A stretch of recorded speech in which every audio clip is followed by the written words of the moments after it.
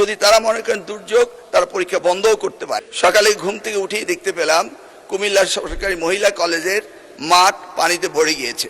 তারা তাৎক্ষণিকভাবে ব্যবস্থা নেবেন যে পরীক্ষা এখানে নেওয়া যাবে কি যাবে না। যদি তারা মনে করেন দুর্যোগ, তারা পরীক্ষা বন্ধও করতে পারেন।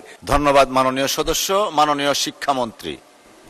মাননীয় স্পিকার, আপনার মাধ্যমে মাননীয় সংসদ সদস্যকে অশেষ ধন্যবাদ। পরীক্ষা আমরা নিয়ে থাকি সারা বাংলাদেশে। এসএসসি পরীক্ষায় প্রায় 2700 সেন্টার রয়েছে এবং 64টি জেলায় এই 2700 সেন্টার একত্রে পরীক্ষা শুরু হয়। ইতিমধ্যে আপনারা শুনেছেন যে চট্টগ্রামে যখন এই ফ্লাড হলো, তখন আমরা একে একে প্রথম রাঙ্গামাটি, বান্দরবন, পরে আমরা খাগড়াছড়ি এবং এরপরে আমরা চট্টগ্রাম পুরা বোর্ডের পরীক্ষা আমরা বন্ধ করে দিয়েছি। আমরা লক্ষ্য করেছিলাম বৃষ্টি হচ্ছিল এবং আমরা মনিটরিং করছিলাম। সেই সাথে মনিটরিংয়ের সময় আমরা 64টি জেলার এসপি এবং 8টি বিভাগীয় কমিশনার এবং প্রত্যেকটি বোর্ডের চেয়ারম্যান, ইউনো সকলের সাথে আমরা কথা বলেছি এবং ওয়েদারম্যান আমরা ব্রডকাস্টিংয়ের জন্য তাদের সাথেও কথা বলেছি।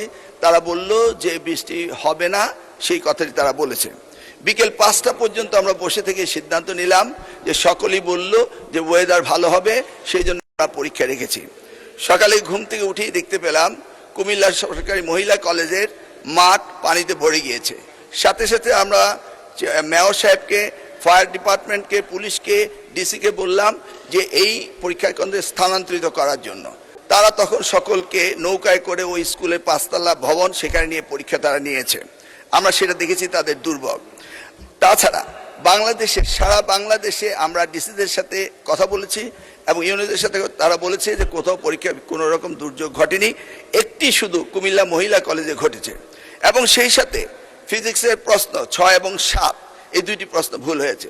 মাননীয় স্পিকার, আমরা দায়িত্ব পেয়েছি মাত্র 4 মাস। কোশ্চেন মডারেটর আগের কোশ্চেন মডারেটর কোশ্চেন করেছিল।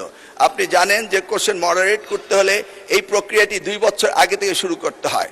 আমরা এসে কোনো কোশ্চেন তৈরি করতে পারিনি। বিগত গভর্নমেন্টের যে মডারেটর ছিল তারাই কোশ্চেন করেছে।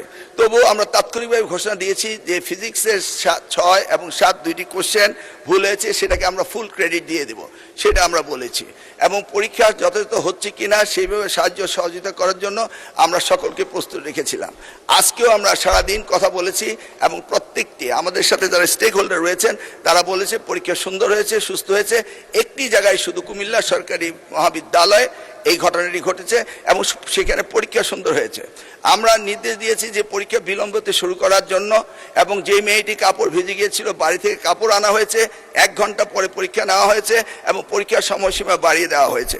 আমি মাননীয় স্পিকার আপনার মাধ্যমে জাতিকে জ্ঞাতার্থে করতে চাই যে পরীক্ষা পদ্ধতিতে আমাদের যে সিস্টেম রয়েছে সেখানে লোকাল যে গভর্নমেন্ট রয়েছেন, ডিসি হতে, ইউনো হতে, পুলিশ হতে, তারা তাৎক্ষণিকভাবে ব্যবস্থা নেবেন যে পরীক্ষা এখানে নেওয়া যাবে কি যাবে না।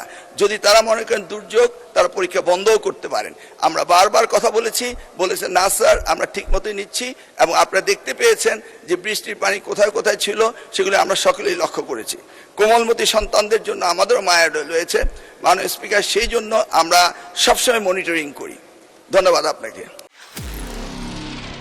নিরপেক্ষ, সত্য প্রকাশে আপোষহীন।